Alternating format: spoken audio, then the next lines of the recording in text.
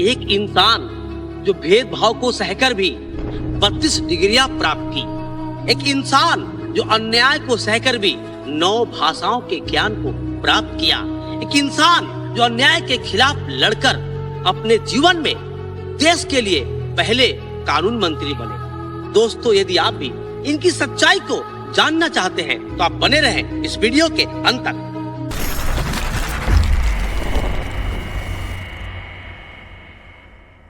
तो दोस्तों, आज हम जिस शख्स की बात कर रहे हैं उनका नाम है बाबा साहेब भीमराव अंबेडकर। इनका जन्म 14 अप्रैल 1891 में मध्य प्रदेश के महू में हुआ था। इनके पिता का नाम रामजी सतपाल था और माता जी का नाम भीमाबाई था। दोस्तों, इस शख्स को बचपन से ही कई भेदभाव झेलने पड़े, जिसके बारे में आज हम सोचकर डर जाते हैं। इनको बचपन में इन सारी बुराइयों का सामना करना पड़ा था। छोटी जाति से होने के कारण स्कूल में बच्चे इनके साथ बैठते नहीं थे, इनको पानी पीने नहीं दिया जाता था, बच्चे इनके साथ खेलते नहीं थे और इनको कई तरह की परेशानियों का सामना भी करना पड़ता था।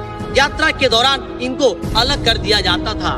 भेदभाव इस कदर हावी था कि कक्षा में जब अंबेडकर जी को प्यास लगती तो उन्हें पानी पीने की अनुमति नहीं थी।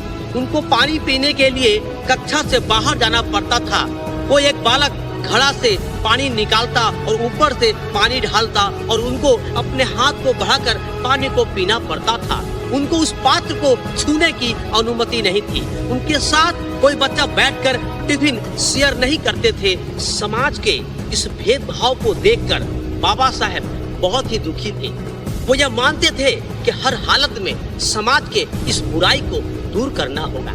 यदि इस बुराई को दूर करना होगा तो शिक्षा को अपनाना होगा, शिक्षित बनना होगा, क्योंकि वो समझ चुके थे कि शिक्षा ही एकमात्र वो हथियार है जिसके द्वारा इन बुराइयों को दूर किया जा सकता था। इसलिए बाबा साहब ने एक नहीं, दो नहीं, 32 डिग्रियां हासिल की थी और आम लोगों तक पहुंचने के लिए उन्होंने 9 भाषाओं का ज्ञान प्राप्त किया था, ताकि वो समाज की सच्चाई को लोगों तक पहुंचा सके। पढ़ने लिखने में वो काफी तेज थे। समय के साथ साथ उन्होंने यह समझ लिया कि शिक्षा को और मजबूती से आगे बढ़ाना होगा। अपने जीवन में शिक्षा को अपनाकर ही तमाम बुराइयों को वो दूर कर सकते थे। उन्होंने लंदन स्कूल ऑफ इकोनॉमिक्स से एमए की डिग्री हासिल की। लंदन विश्वविद्यालय ने उन्हें डॉक्टर ऑफ साइंस की उपाधि से नवाजा। कोलंबिया विश्वविद्यालय ने उन्हें पीएचडी की डिग्री प्रदान की। जनता को जगाने के लिए वो गांव-गांव की यात्रा करते थे, सभी तरह के लोगों से मिलते थे और शिक्षा पर विशेष जोर देते थे। उन्होंने बहिष्कृत भारत, मूक नायक, जनता नाम की कई पत्र पत्रिकाओं का प्रकाशन किया, ताकि लोगों को यह बताया जा सके कि उनके ऊपर जो जुल्म होता है, जो अत्याचार होता है, उसके खिलाफ लड़ने का एकमात्र सहारा, एकमात्र हथियार है शिक्षा। इनके ज्ञान को देखकर इन्हें संविधान बनाने का एक दायित्व दिया गया।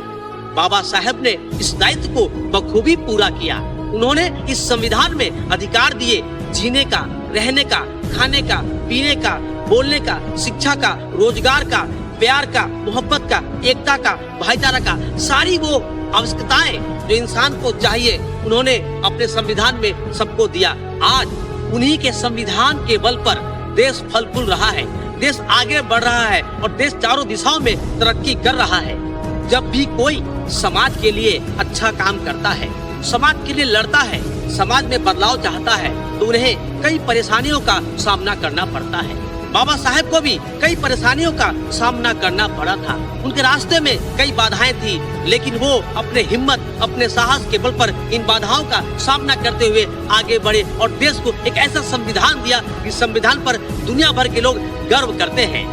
बाबा जी के कुछ ऐसे विचार जिनको अपनाकर हम जीवन में महान बन सकते हैं, हम अपने जीवन को कामयाब बना सकते हैं। वो कहा करते थे कि जो कौम अपना इतिहास नहीं जानती वो कौम कभी इतिहास नहीं बना सकती। वो कहते थे कि मैं उस धर्म को मानता हूँ जो धर्म एकता, प्रेम, भाईचारे, समानता और स्वतंत्रता को महत्व देता है। मैं उसी धर्म में विश्वास करता हूँ। दोस्तों, यदि आपको बाबा साहब पर गर्व है, अपने देश पर गर्व है, अपने संविधान पर गर्व है, तो आप कमेंट में जय संविधान जरूर लिखें, जय भीम जरूर लिखें। दोस्तों, यदि वीडियो अच्छी लगी हो इसे लाइक करें, शेयर करें और हमारे चैनल को सब्सक्राइब करें। मिलते हैं आपसे ऐसे ही वीडियो के साथ, तब तक के लिए जय हिंद, जय भारत।